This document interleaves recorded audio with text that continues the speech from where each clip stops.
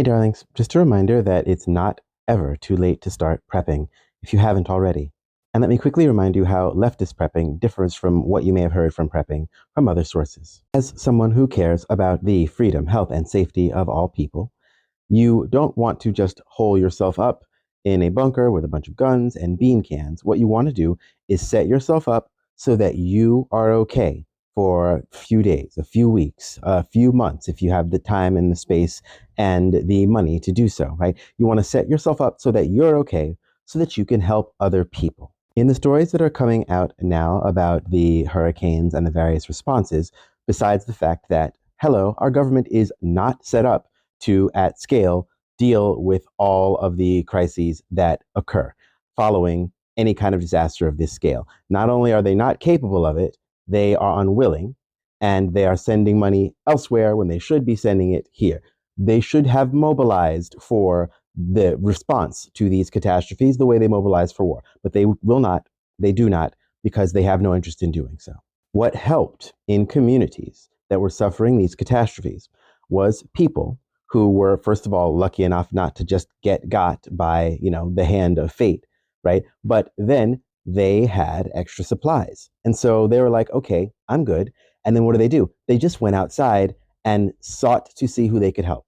And that is the goal of prepping as a leftist, as someone who cares about other people. And honestly, I'm going to say something which some people might find to be strange or like controversial, but I really feel like a lot of people's political ideology is only held up by the status quo.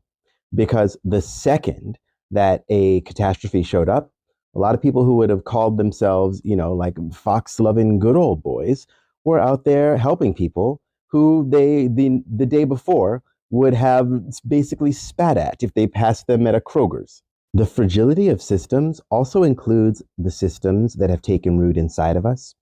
Without these things coming out of the walls, without a reason or an inherent benefit in upholding them, they would collapse tomorrow in a lot of hearts and minds of people who are some of their strongest defenders right now. And that just seems to be true. Anyway, practically, what I always recommend is that people start with a big bag of rice, like a 50-pound bag of rice that you just leave alone and don't touch, and some dried or canned beans, whatever you have space for, and water storage.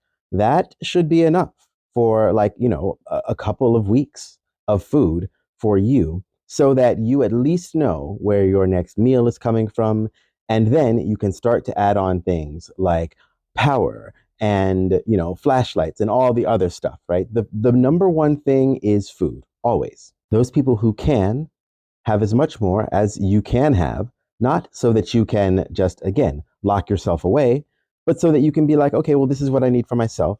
This is the need that I see in my community or the friends who I have agreed to host or whatever it is, right? And you know then what you can afford to give without putting yourself in further danger or you being someone that needs to be helped. What we're doing is we're putting ourselves in a position to be the helpers, to be the people that hold things up when everything seems to be falling down. Because in the end, that's really what always happens anyway. And in closing, repeating something I have said before, you're already a prepper. If you have a 401k, if you have a savings account, you are preparing for an uncertain future, right? Prepping in this context is just doing that in a more concrete way and in a way that you will have the basics of life and be able to be a boon to those around you when the time comes. And honestly, that's about all you need to do. That's the basics. And from there, we can then expand the conversation into how prepping, if you do it for long enough and you do it well enough and you have the resources, etc., to do so, can help to fuel other sorts of actions that we will need to do in the upcoming times.